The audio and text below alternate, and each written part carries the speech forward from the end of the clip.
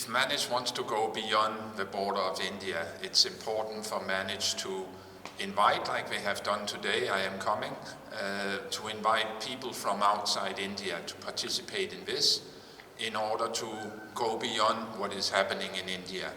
And I also think that you have been very good here in India to actually make blogs, to make short documents, to promote what you are doing in picture and in text. So you have to do that, maybe make a small video about what you are doing, following up on what is happening, and then put that on an open platform for people to see what is happening here in India. And I think there's a lot to learn from the Indian cases, because a lot of things are being tested and in new ways in India. There's a lot of progression in how you are doing extension in India. So it would be good that you are using this, and also having an institution like Manage. Most countries doesn't have an institution who really work on training and capacitating the broader ecosystem within extension. Thank you.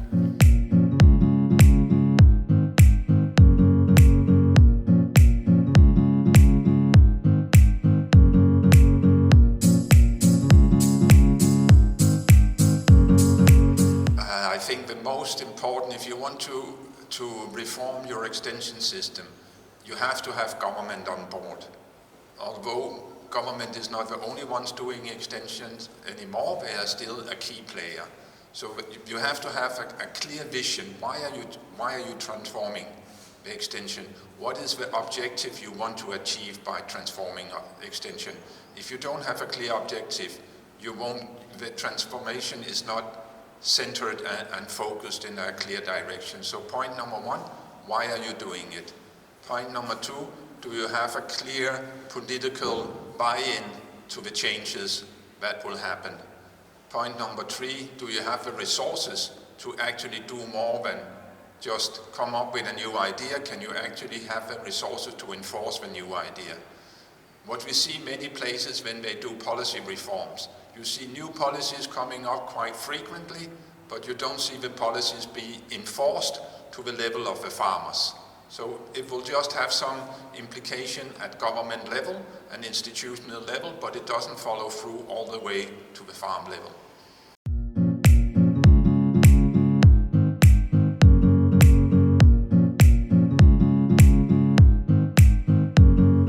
So in my view, the biggest challenge in investment and in moving forward with the extension system is the lack of trust from government in that extension can actually solve the problems and make the transformation in agricultural food system that they want to have.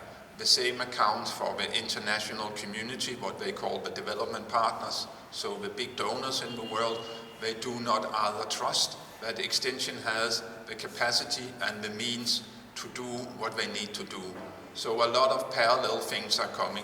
The research people are doing more extension today than they should do, because nobody really believes that extension can solve the problem. So that is the biggest challenge for extension, because of this lack of trust, there's an underinvestment in innovation in extension and in extension performance all over.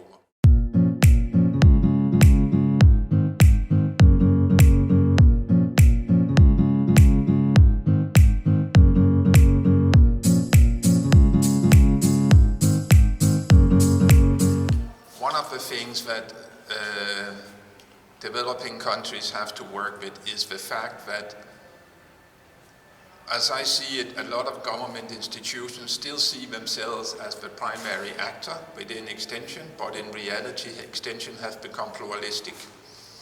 So government should still focus on securing equity within extension, securing that equity for gender, equity for youth, equity for farmers who are less likely to be supported by extension, and then leave the better off farmers to the private sector, leave the organized middle farmers to the farmers' organizations and the NGOs, and then really focus on the government extension, focus on the ones that the other ones doesn't reach because they are too expensive to reach or they are too difficult to reach. And in doing so, they need to embrace to a higher degree than they do today digital enhanced extension, because the other ones are adopting the digital tools, but when we see government, they are the last ones to adopt the digital tools, and those are needed because it's very costly. If you want to have extension that reach the poorest farmers, it's the most costly extension. And there is a tendency that even that government, private sector, NGOs are competing about the same farmers. So the easier accessible farmers, the farmers where you can have the highest impact on extension, because that is, when you have to report back to your ministry, you want to have successes. And the easy accessible farmers give you fast successes. The remote poor farmers, the female farmers, are much more difficult to deal with.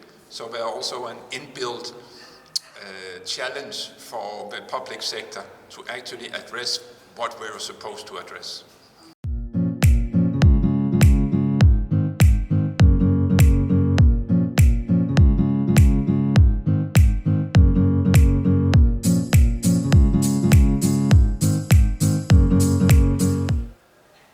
That's a challenging question because everybody recognizes the need for institutional strengthening, but very few are willing to invest in institutional strengthening. And that is why we have this that was discussed before, that a pilot always succeeds but never scales. And that is because if you want to do scaling, you have to work with institutional strengthening.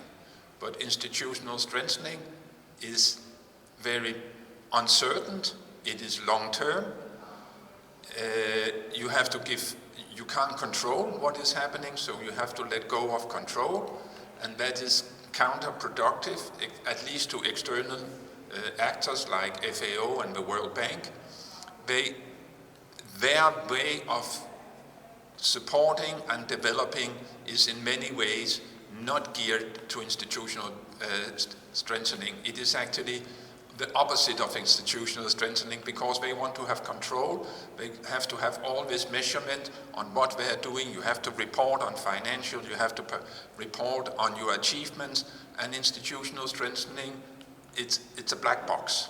You don't know. It takes time, it is messy, it is uncontrollable, so it's not happening. They talk about it, but it doesn't happen.